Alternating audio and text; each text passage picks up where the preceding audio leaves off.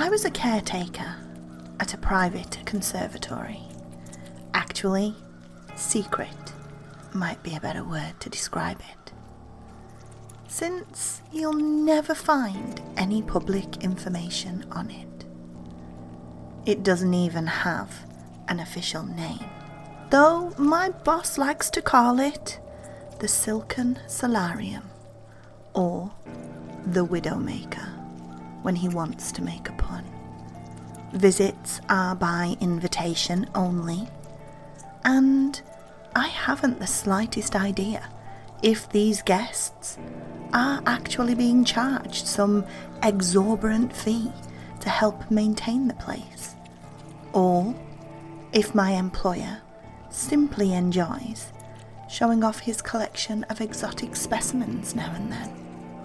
The conservatory itself is a Gothic masterpiece of tinted glass, wrought iron and black purple bricks, with an equally ornate ivory-covered brick wall around the perimeter. We're a good way off the closest highway and surrounded by woods, so not many people come here by accident. Some do, of course, but I'm getting ahead of myself. As unsettling as the place is to look at from the outside, it's even more disturbing inside. There are some tropical plants placed around the place for landscaping, rare and expensive, but ordinary enough. But the centerpiece of the conservatory are the spiders. Thousands and thousands and thousands of small black spiders with jewel-encrusted abdomens. Literally, they have actual crystals that grow in the fractal patterns on their back segments of every possible colour and hue that you can imagine. When my boss makes a speech to his guests about the spiders, he calls them Latrodectus Callisti, or fairest widows. He brags that our conservatory is their last refuge, and that they aren't to be found anywhere else in the world. Exactly where they're from originally and how he acquired them varies from telling to telling, but he is, at the very least, telling the truth about their rarity. As far as I've been able to determine, they're not even an officially recognised species. The widows aren't just notable for their beauty. However, they're an extremely social species, nearly as eusocial as an anthill or beehive. Stretching across the conservatory, suspended about 12 feet in the air, is a massive silk colony. There's a large central nest dangling from the ceiling, about a dozen smaller nests scattered around the room, and an intricate network of masterfully spun spider webs linking them all together. There are always spiders running along it, performing maintenance or transporting food. There are also guard spiders, who just hang down on a single silk thread to keep watch and send vibrations back along it to communicate to the rest of the colony. These are my boss's favourite, since they're the easiest to get a good look at, or rather, perhaps I should say, they're his favourite living spiders. The dead ones, however, he prizes above any conventional jewels. They're tens of thousands of times scarcer than diamonds, and he controls their only hatchery. The dead spiders always get thrown from the nest, which I used to find unusual since I had thought species of the black widow genus were cannibals. In fact, the more I thought of it, the more it bugged me, since the spiders obviously don't have the cognitive capacity to have any sort of taboo against cannibalism, which means they have been acting on instinct. What evolutionary reason could they have for not eating their own dead? Regardless of why they do it, whenever I see a body, I'm to gently sweep it up and turn it into our entomologist, depending on their quality. He'll either incinerate them, use them for research, put them on display, sell them for no less than 25,000 a carat, or, in the case of the most perfect specimens, give to our boss.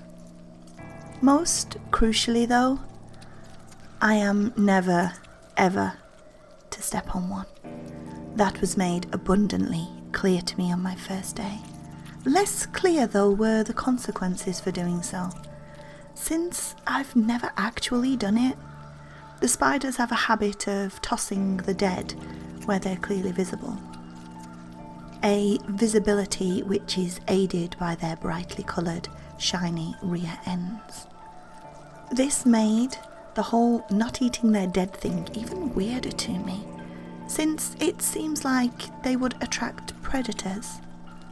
When I first asked my boss what would happen if I did step on a spider, my only answer was that I'd be finished. I used to think that meant I'd be fired. One of the more dangerous parts of my job is when I have to harvest their webs. Since our conservatory also doubles as a silk farm, it's nowhere near as valuable as the spiders themselves, but my boss takes great pride in our facility being the only source of naturally farmed spider silk in the world. On one occasion, when I think he was partially drunk, he went on an odd tirade about how those goats that have been genetically modified to produce spider silk proteins in their milk were abominations. Collecting the silk is pretty much like collecting honey. I even wear a modified beekeeper suit and use a smoke spray to incapacitate them.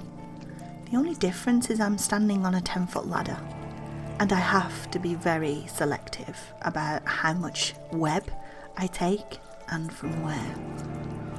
The spiders don't mind too much if I take a small amount from a non-crucial section of the colony, but if they decide I'm threatening the integrity of the colony itself, they'll swarm, and with enough bites, their venom will cause fatal paralysis. My suit offers a little protection, but it's not airtight. The only real way to keep myself safe is to be mindful of what I'm doing and how the spiders are reacting to it. That's why I usually like to feed them first, so they're distracted. A couple of times a week, I release a gallon of live ladybugs into the enclosure. They're fairly accessible since organic farmers use them for pest control, and my boss likes them since he doesn't consider them icky enough to throw off the conservatory's aesthetic. My job isn't without its risks, but those can be mitigated easily enough with some planning and vigilance, and I'm well compensated for my trouble. The only part of my job that I truly hate, that makes me think about resigning every time it happens, and it happens when we get an uninvited guest. It was winter, January I think. The first time, it was already dark out, but no later than 6 p.m. The weather outside was nasty, and I was contemplating whether or not to risk driving home or stay overnight, when I heard an urgent, desperate banging at the door. I immediately raced to the front foyer, and there, on the other side of the glass, was a blonde woman in a red coat and dark grey scarf, already half buried in the snow. Tapping my security card to the reader, I pushed open the door just enough to let her in before letting it close and automatically lock. "Come in, come in, come in," I ushered quickly. What in God's name are you doing out, on foot, on a night like this? Oh, thank you, she gasped as she shook the snow off herself. My car skidded off the fucking road and crashed into a ditch, and I can't get it out. That's still no excuse to be wandering around in this weather. You should have stayed in your vehicle, I chastised. At least then you would have been warm. Well, I couldn't have called anyone because I must have forgotten my phone since it's not in my purse. And my tank was nearly empty, so I didn't think my vehicle would be able to keep me warm all night, she explained. That old road is deserted at the best of times, and I figured the odd times of someone else coming along before I froze to death were worse than me reaching a farmhouse or something. She took off her gloves and began blowing air into her hands, then rapidly rubbing them together to warm them up. I diligently noted the wedding ring on her left hand, as I had been instructed to. I'm terribly sorry to have intruded like this, but may I use your phone, please? She asked me. I can make a call for you, but I can't let you use our phones directly, I said apologetically. What? She asked, unable to contain the tinge of annoyance with me despite being at my mercy. We're a conservatory for a critically endangered species of spider, so we have a rather stringent security procedures, I explained. Only staff are allowed to use the phone lines. I can call a tow truck and any friends or family if you have a number for me. The woman sighed in resignation and took out a pen and scrap of paper from her pocket and jotted down a number. That's my husband's cell, Alex Guilford. Tell him my car's stuck somewhere on Mordred Drive and I'm safe here for now, she said as she handed me the note. I'm Carrie, by the way. Holden, I nodded. You can hang your coat up and get yourself warm. I'll make the phone calls and get you some coffee. Cream and sugar, please, thank you. She smiled gratefully, which made my stomach roil since I knew damn well I wasn't going to call her husband. I left her there and headed for the administrative office, making sure to leave the door to the main exhibit open for her.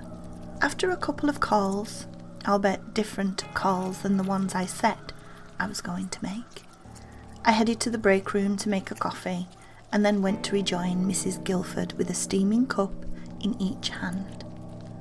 As expected, she had wandered into the exhibit hall. She was staring up in wonder at the intricate webwork, the delicate silken threads glistening like iridescent glass and gently swaying from the movement of its bedazzled architects, scurrying to and fro along its narrow filaments. What are they? She asked, bewildered, keeping her head pointed up towards the colony as she walked along the cobblestone path, paying no attention to where her feet struck the ground. They're a rare species of black widow spiders, I said, my eyes fixated on her feet, waiting for the inevitable. She approached one of the guard spiders, dangling just above her like a Christmas tree ornament, slowing, spinning around to give her a complete view of itself. And these crystals, they're a part of their bodies? She asked, studying it intently, likely unaware that it was studying her as well. They are. They make them with minerals from their diet, sort of like how oysters make pearls, I humoured her.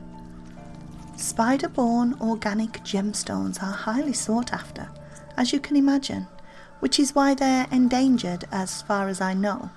They're actually extinct in the wild.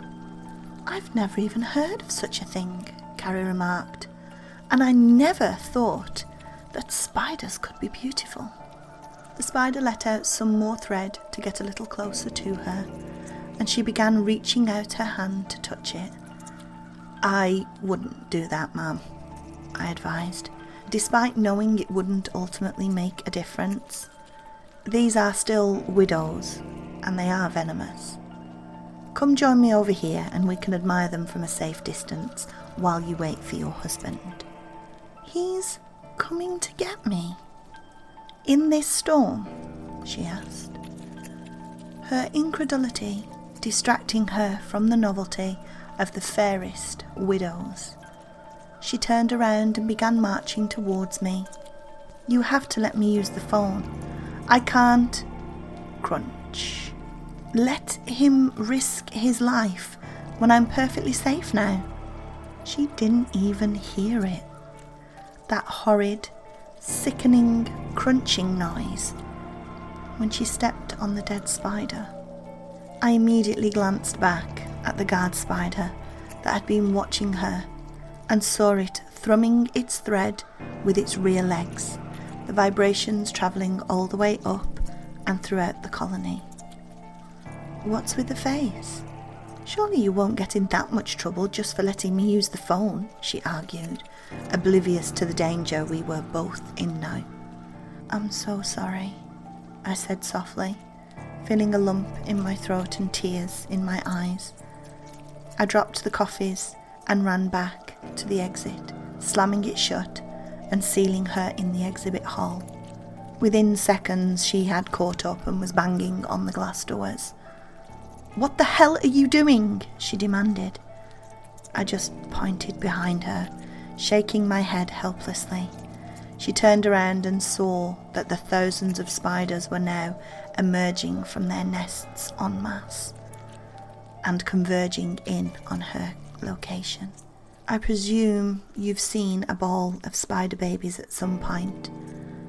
Picture that, only the size of a basketball court. Oh my God, let me in, let me in, let me in! I wish I could have, I really do. But they had seen her trample a dead widow, and that is a crime which they cannot forgive. I heard her muffled screams through the glass doors as dozens, then hundreds, of the spiders dropped down upon her. She swatted desperately as they buried themselves into her hair and beneath her clothes, covering every possible segment of her body.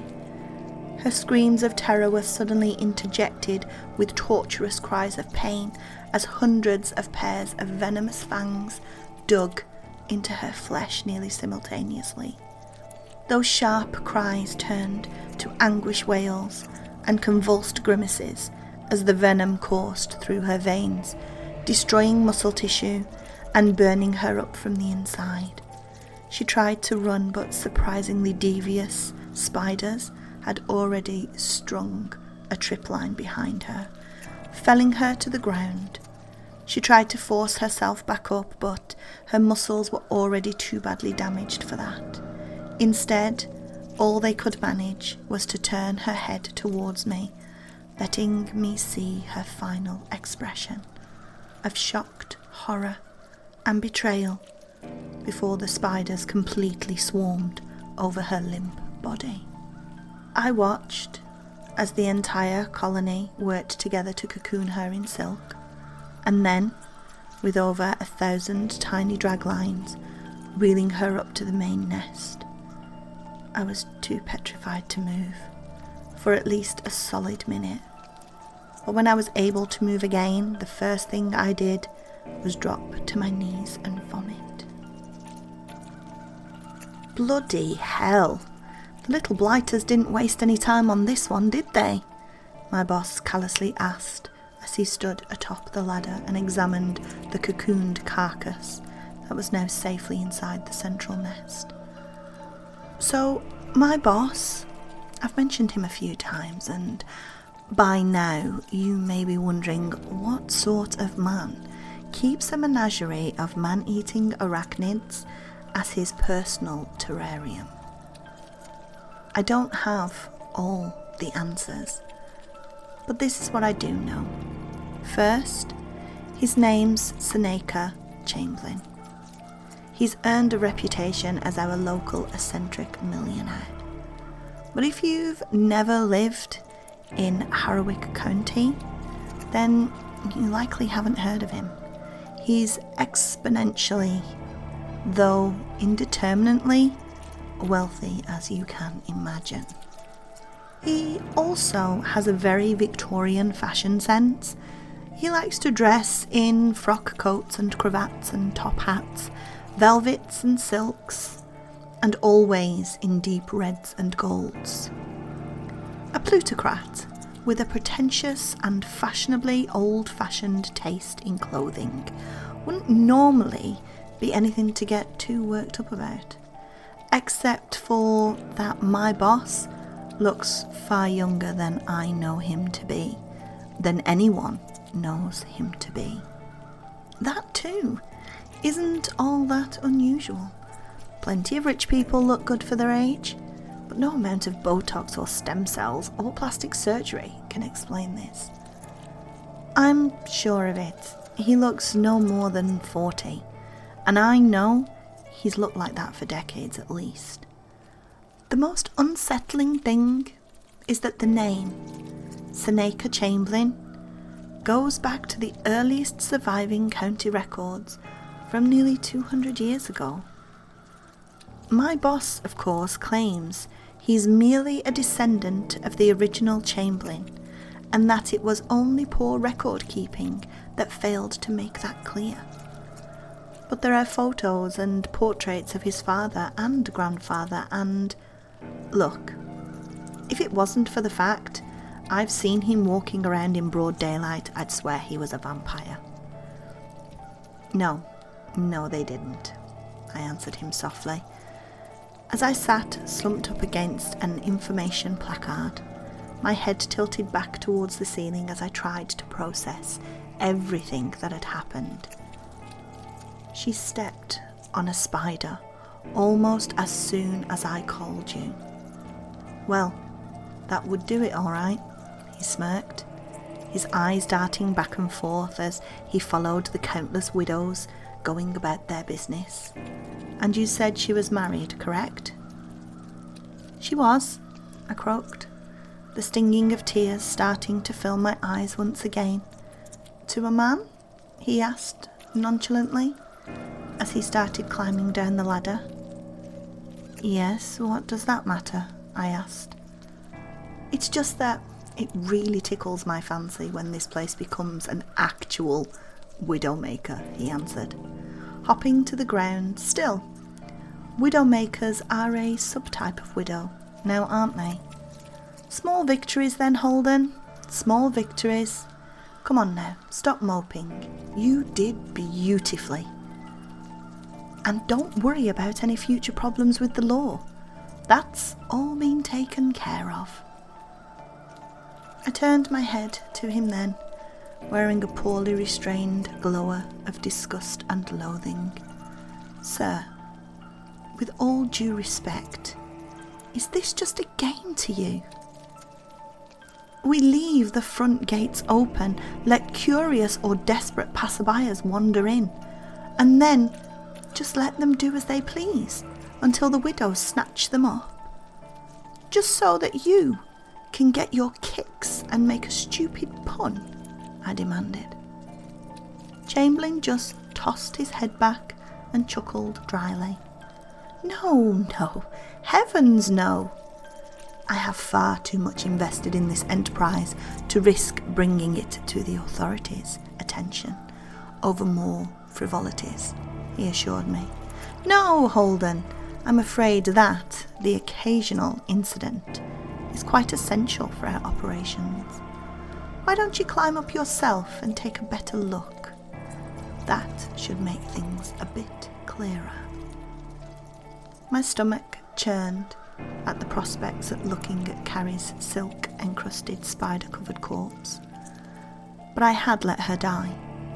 If there was actually a good reason for that, I wanted to know. I forced myself to my feet and trudged up the ladder to see what Chamberlain was going on about. I peered down into the nest and saw exactly what I had expected to see. A silk-encrusted spider-covered corpse, but then I noticed that the spiders were behaving somewhat unusually. Instead of their usual meticulous coordinated activity, they were climbing all over each other, seemingly at random, their limbs intertwined, unfamiliar globules of material being ejected from their abdomens in a mass orgy of... It's an orgy. They're breeding, I realised. That's right, their only breed, when they came across a windfall of food such as this. Very responsible of them, Chamberlain commended. Sacrifices such as these are necessary to ensure the survival of the colony. But why human sacrifices? Why not a pig or a cow or stray dogs? Why do we have to feed them people? I demanded. He scrunched his face as he considered his response. Well, Holden, the widows are a result of co-evolution with and selective breeding by people, he explained. They evolved the gemstones by attracting us, just as flowers evolved their blossoms to attract bees, and they offer us their dead in exchange for food and security. If someone or something steps on a dead spider, that's a threat to that arrangement. They kill them to ensure they don't destroy any more of their offerings and use their body to fuel the next generation of fairest widows to offset the damage. That still doesn't... I'm getting to that, he assured me. In addition to the gems and the silk they produce, a byproduct that's even more valuable. It's a sort of honeydew substance they use to nurse their young. It also happens to have unique biomedical properties that vary depending on the source of their meal. Feeding them cows and pigs and dogs would be all well and good if I was a veterinarian. But as it stands, my clientele are of an exclusively human variety, and thus I need dew made from exclusively human stock. I climbed down from the ladder, my outrage subsiding somewhat as what he said to me began to sink in. Unique biomedical properties? I asked curiously, examining his ageless face as closely as I dared. Precisely, he smirked, knowingly, turning to take his leave. Once they finish the poor woman off, they'll package the dew in silk sachets and hang some of them out as an offering. I can trust you with their collection, yes? I hesitated briefly, trying to work up the courage to storm out on moral grounds and report him to the police. But I was already a willing accessory, and it wasn't like I didn't know this was going to happen when I took the job. And if I did try anything, there was no conceivable way that wouldn't end with me dead and Chamberlain getting off scot-free. Accepting the futility of resistance, I sighed heavily and nodded. Good. Speak with the entomologist first. He'll walk you through the procedure, Chamberlain said, as he headed for the exit. And I realise this goes without saying, but drop or steal even a single sachet of dew, and being devoured by the widows will be the least of your worries.